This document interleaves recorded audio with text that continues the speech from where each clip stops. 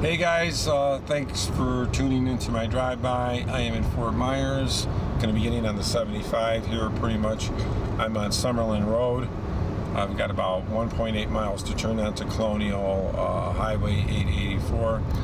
And I hope everybody's healthy, wealthy, and wise today. It's about 93 degrees, about 12 o'clock noon, high noon on Monday, the 29th of June, 2015. Better not go too fast here. Keep an eye on the speed limit here. And I wanted to, discuss something today, and it's going to be about GLOCKs. And in particular, these are just going to be critical modifications you should not do on your GLOCK that are extremely dangerous. And these are the ones, there's other ones, but these are the main ones. And basically, they are changing the firing pin spring, changing the safety plunger, and I would also say, besides those, changing the trigger spring. And the only reason I'm saying that because those are three critical parts of your gun, and those three critical parts can really determine how your gun acts. And I'm going to get into it in detail here. Okay, and let's bring up the safety, firing pin safety. The firing pin safety spring, okay, is a two-part part. Okay, there's a firing pin safety, which looks like a little barbell, and behind that there's a little spring.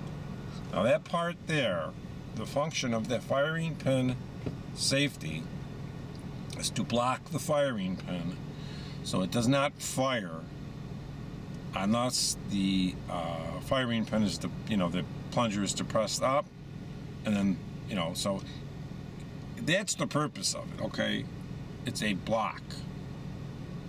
Now there's another block in there that blocks the firing pin. There's like a ledge, but the main block is that block that blocks the firing pin from going forward, from engaging.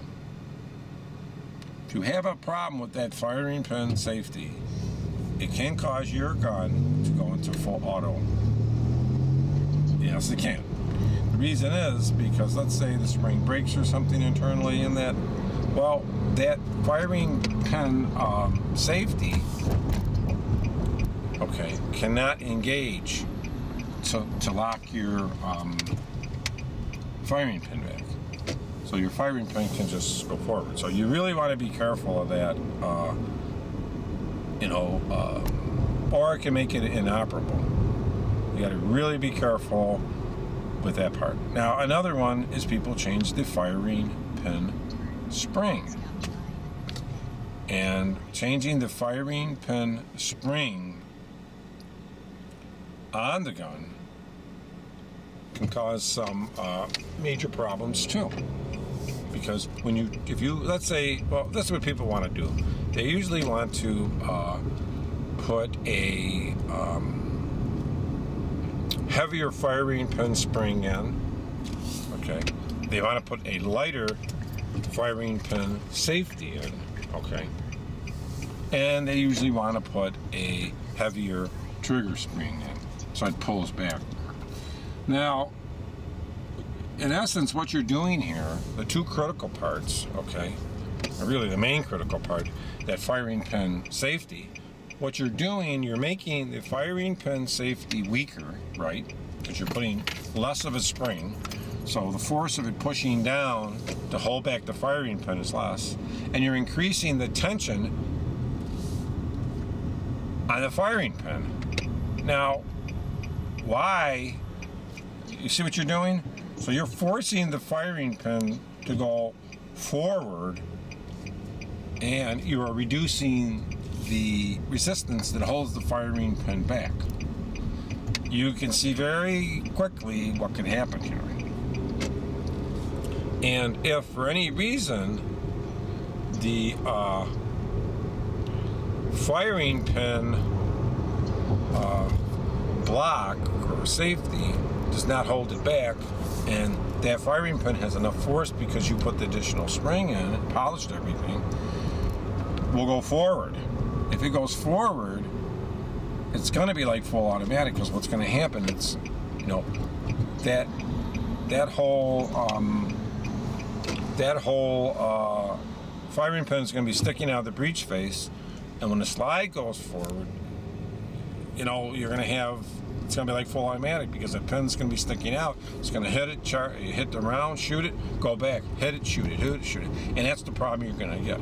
Now, it won't happen with all guns, but if you have a shitty spring, which most of your aftermarket springs are, especially on the firing pin safety, I would not change that. I mean, you could change the little dumbbell part, the little metal part.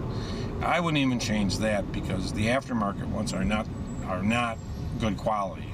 So you are actually doing those modifications, and you may have a problem. And I'm not an expert, but I've worked on enough Glocks, and I am a certified Glock armorer. So I'm going by what I learned in class from people that know a heck of a lot more about Glocks than we'll ever know. You've got to be really careful with that. And there is cases where Glocks have gone full automatic. And if they go full automatic and you get caught, you'll probably go to jail. Because according to the ETF, that's a modification. Even if it's an accident, they don't give a shit. But so, you know, you've got to really look at that. You really want to stay away from, for sure, the firing pin spring and the firing pin safety. You want to leave those alone. Don't touch them. Okay. You can change the firing pins, but if you change the firing pin to an aftermarket, it'll probably wear faster. It won't be as good. They're just not. You know, it's lightweight aluminum. The lightweight ones that they have, they're not good. They round out. I've seen them. They round out. They wear out faster. You're better off sticking with a Glock firing pin too. Of course, that's your call. But as far as the trigger springs, I'd recommend, if you're going to change the trigger spring, go to New York 1. Okay, that's a Glock OEM part. Okay, and then put a Glock 3.5 pound connector in. That'll get you down to that happy 5, and actually it'll feel like a revolver. So, you know, be careful aftermarket springs on those guns. You just got to, because, you know, that whole gun is basically one big spring. Everything is controlled. You got to be really careful. So I see a lot of guys modifying them, but do not lighten up your firing pin block.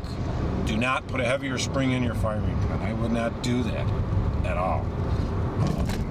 And if you're putting connectors in the guns, I would stay away from aftermarket connectors. Okay, like the Ghosts. You get a Glock OEM one, you know, a little bit more, maybe $5 or $6 extra, and then it's shipping $2 or $3. But $10 more for one is well worth it. You can get them on eBay. Just better quality. You just want to stay away from the crappy quality. The crappy quality will give you nothing but crappy performance, and you know that's one thing you don't want. But I wanted to bring that up, and I'm trying to shed light to you guys, because I didn't even know myself. And then when I took the class, I asked a lot of questions, and they were talking about that. The parts aren't that expensive. You're better off replacing them with factory parts. What they recommend, I mean, that's how the gun was built. You start putting all this aftermarket shit in, you are going to definitely destroy your gun, or you're going to make the performance very dangerous. I mean, how many people, you know, a target gun, how many target guns do you know people that use for home defense or carry? They don't.